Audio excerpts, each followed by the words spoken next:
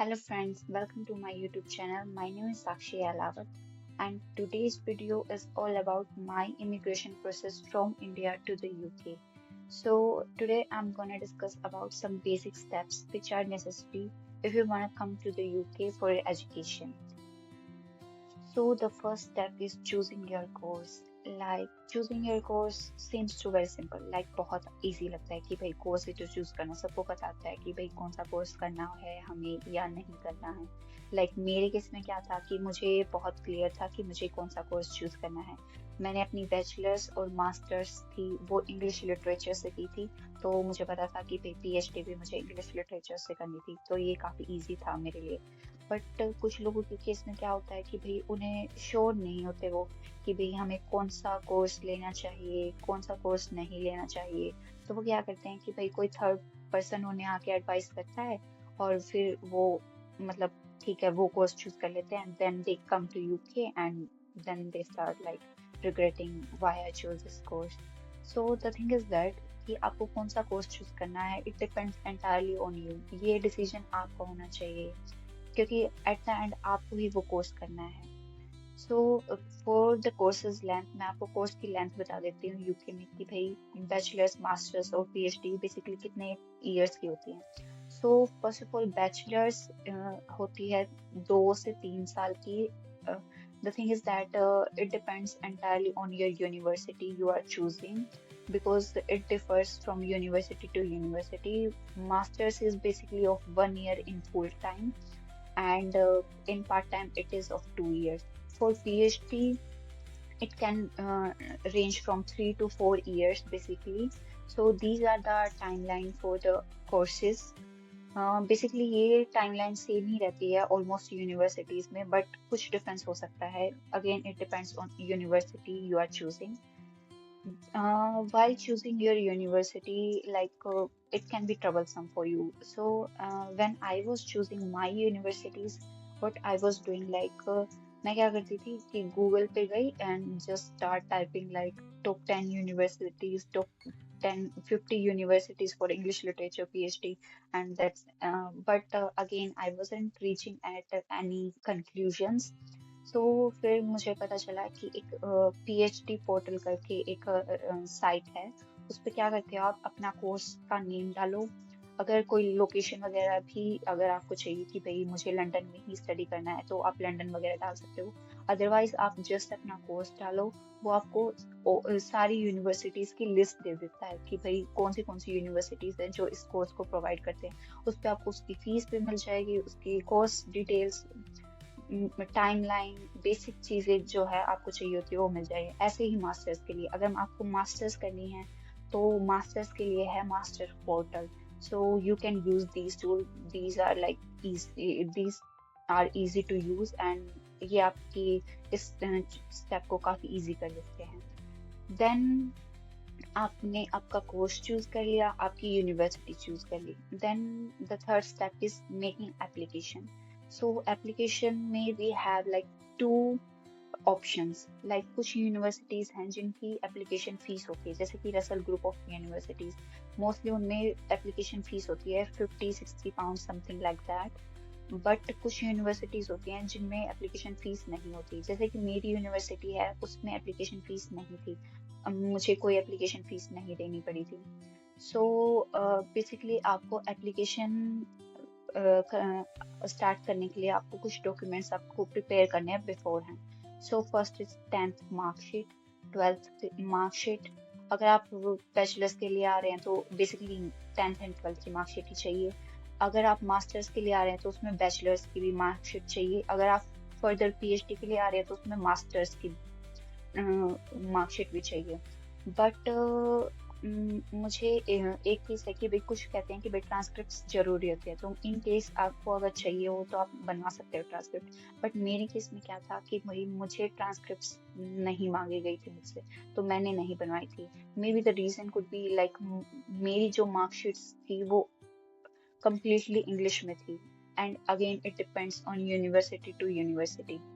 Then you have to just apply on the university website. अगर आपने कोई agent hire किया है तो then everything is on agent. They will apply for you. Agent आपको apply करके दे देगा. मैंने एजेंट से करवाया था एप्लीकेशन अपनी. सो उसने उन्होंने अप्लाई कर दिया था. सो बेसिकली टाइमलाइन क्या रहती है कि मैंने अप्लाई किया था अराउंड 9 और मुझे अपना रिजल्ट मिल गया था अराउंड 21 सो मोस्टली 1 महीने का टाइमिंग लेते हैं वो इंटरनेशनल स्टूडेंट्स के लिए. यूनिवर्सिटीज हैं वो विद इन 4 वीक्स आपको रिजल्ट दे देती है, with in 4 to 6 weeks. So again it depends on university to university and the intakes. सितंबर और जनवरी इनटेक के टाइम यूनिवर्सिटीज काफ़ी बिजी रहती हैं, तो मे बी रिजल्ट में थोड़ा डिले हो सकता है. बट मोस्टली आपको 1 मंथ के 1 मंथ के आसपास आपको अपना रिजल्ट मिल जाता है. So then you will get your offer letter. So offer letter are also of two types, like conditional offer letter and unconditional offer letter. So मुझे मिला था पहले conditional offer letter. So conditional offer letter में क्या था कि आपको funds दिखाने होते हैं और आपको अगर कोई आपका डॉक्यूमेंट रह गया है तो वो आपको देना होता है. जैसे कि मेरे केस में क्या था कि भाई मैंने क्या किया, इट वाज माय मिस्टेक. और मैं यही कहूँगी कि आप ये मिस्टेक मत करना, क्योंकि ये चीज़ आपको आपकी प्रोसेस को काफ़ी डिले कर देती है. फिर सभी चीज़ ऐसे जल्दबाजी में होंगी, आपको लगेगा कि भाई चल क्या रहा है. सो मैंने क्या किया, मैंने अपना आईएलटीएस नहीं दिया था, because I was like I should wait for the result whether I will get selected और नॉट. अगर मुझे ऑफर लेटर मिल जाता है तो फिर मैं अपना आईएलटीएस दे दूंगी. तो मुझे ऑफर लेटर मिल गया. अब क्या हुआ कि भाई मुझे अब आईएलटीएस देना था और मेरे पास बिल्कुल भी प्रिपरेशन का टाइम नहीं था. But the thing is that कि मेरा इंग्लिश बैकग्राउंड था तो मेरी इंग्लिश ठीक ठाक थी.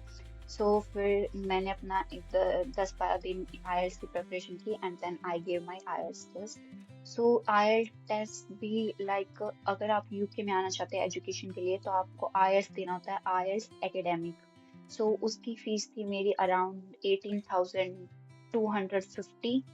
सो बेसिकली मैंने बुक किया था. ऑनलाइन ही बुक करना होता है आपको आईएलटीएस, और आप पेपर या पेन का भी चूज कर सकते हैं या फिर कंप्यूटर बेस्ड भी. But now it is mostly people choose computer based and I think that is very convenient and easy. Computer based में क्या होता है कि हमें रिजल्ट है विद इन 2 डेज मिल जाता है. जैसे कि मेरा आईएलटीएस का टेस्ट दिया था मैंने 13 नवंबर को और मेरा रिजल्ट मेरे को मिल गया था 14 नवंबर की नाइट में, almost by the evening. I got my result about IELTS and IELTS की अगर रिक्वायरमेंट्स की बात करें तो बेसिकली अभी जब मैं यूके आई थी तो उस टाइम पे मेरी यूनिवर्सिटीज में मेरे को ओवरऑल 7 बैंड चाहिए था IELTS का. So I got 7.5 bands. लेकिन अभी क्या है कि भाई इंग्लिश प्रोफिशिएंसी के रूल्स काफ़ी चेंज हो रहे हैं यूके में. तो I think 7 is mandatory in every universities, but again it depends on university to university. आप अपनी यूनिवर्सिटी की वेबसाइट पे जाके, आपके कोर्स पेज पे जाके वहाँ चेक कर सकते हो रिक्वायरमेंट्स में कि भाई उन्हें मास्टर्स या बैचलर्स में कितने मार्क्स चाहिए, कितनी परसेंटेज चाहिए और आईएलटीएस का क्या स्कोर चाहिए. ये सब आप वहीं डिटेल्स आपको सारी मिल जाती है. सो बेसिकली मैंने आईएलटीएस दिया, मेरे को आईएलटीएस का रिजल्ट मिल गया. Then I gave my result to my admission officer from my university.